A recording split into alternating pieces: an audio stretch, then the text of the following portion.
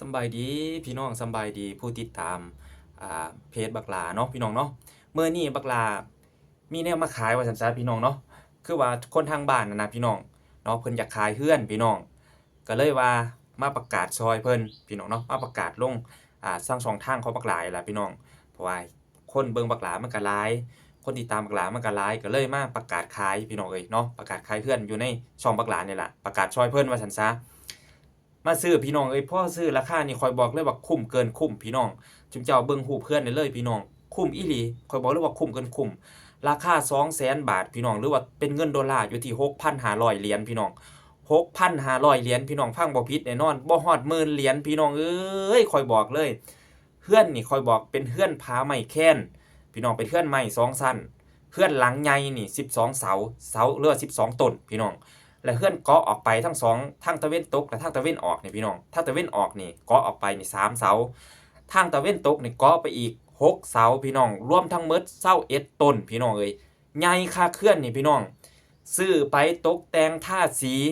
ข่อยบอกได้เลยว่าพี่น้องผู้ใดได้ไปคุ้มแน่นอนราคา200,000 บาทพี่น้องเอ้ยมันบ่มีแล้วพี่น้องราคาทุกมื้อนี่อ่ะเชื่อเลยว่าหมู่เจ้าไปเฮ็ดจังได๋ก็บ่ได้ในราคา200,000นี่พี่น้อง คันบักหลามีเงินพี่น้องข่อยสิจัดเลยข่อยสิซื้อเลยข่อยสิซื้อไว้เลยข่อยบ่มีเงินพี่น้องเอ้ยผู้ใดพอมีเงินมาให้ข่อยยืมก่อนบ่ข่อยเว้าจังซี่ซะดอกคันข่อยมีเงินนี่คันข่อยแบบว่าเพิ่นให้ผ่อนให้หยังนี่ข่อยเอาเลยเด้พี่น้องข่อยบ่มีเรือนอยู่ข่อยอยากได้ข่อยอยากซื้อไว้พี่น้องซื้อไว้แล้วไปตกแต่งทาสีงามๆข่อยบอกโลดสังกะสีนี่รุ่นก่อนสังกะสีแน่นหนาดีสังกะสีบ่แม่นรุ่นปัจจุบันพี่น้อง สังกะสีนี่เหล็กดีใส่ไปอีก30ปี40ปียังอยู่ได้สบายพี่น้องแต่คนเฮาเขาซื้อไปแล้วอันบ่อันนี้สมมุติข่อยเนาะข่อยเว้าให้ฟังคนซื้อไปเนี่ยเขาอาจจะไปตกแต่งรื้อใหม่มุงกระเบื้องก็ได้พี่น้องมุงกระเบื้องก็ได้เนาะคันบ่อยากมุงสังกะสีเพราะว่าอันที่เกาะไปนี่มุงกระเบื้องเบิดแล้วอันที่เกาะทางตะเวนตกทางตะเวนออกนี่มุงกระเบื้องไว้เบิดแล้วมีแต่หลังใหญ่น่ะมุงสังกะสีเนาะมีแต่ไม้ดีพี่น้อง ได้ไปตกแต่งทาสีงามๆพี่น้องเอ้ยคอยบอกเลยว่าราคา200,000 บาทนี่เอาตรงๆมันคุ้มเกินคุ้มเด้พี่น้องเพราะว่าอีหยัง